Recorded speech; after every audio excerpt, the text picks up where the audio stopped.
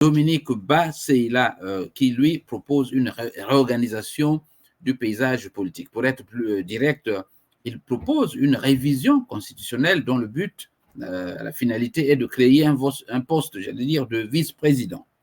Alors, ce n'est pas du neuf, puisque je crois que j'avais reçu Guy Mafima à l'époque qui en parlait déjà.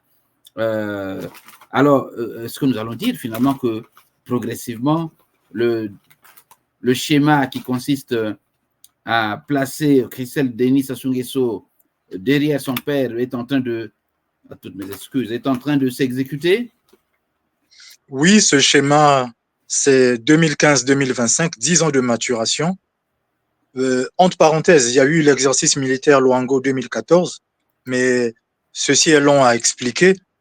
Un général de brigade angolais a le plan de la ville de Pointe-Noire. Oui, monsieur, je voudrais que tu répondes sur ces velléités de changer la Constitution, parce que je rappelle aux auditeurs qui ne le connaissent pas que monsieur Dominique Ba-Seila est le ministre commissaire général du comité ad hoc de suivi des recommandations du dialogue national de 2015. Donc, c'est lui qui propose justement cette révision constitutionnelle et qui aura pour but d'instituer un poste de vice-président. Alors, en filigrane, on comprend déjà qu'il y a là des manœuvres politiciennes, comme je le disais tantôt, d'installer Christelle Denis Sassou Nguesso à pas feutrer, hein, pour progressivement lui donner le pouvoir.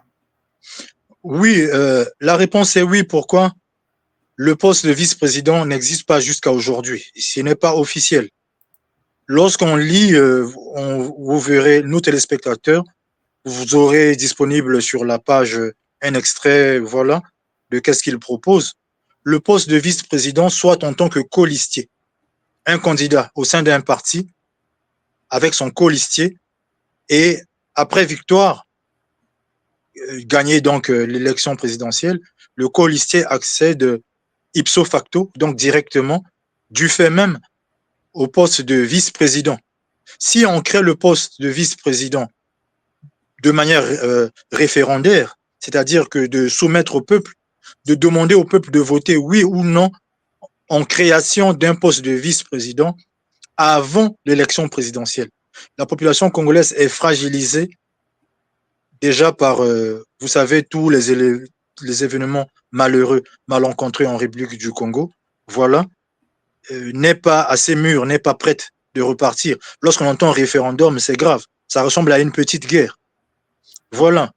Donc, et dans sa proposition, soit de trois grands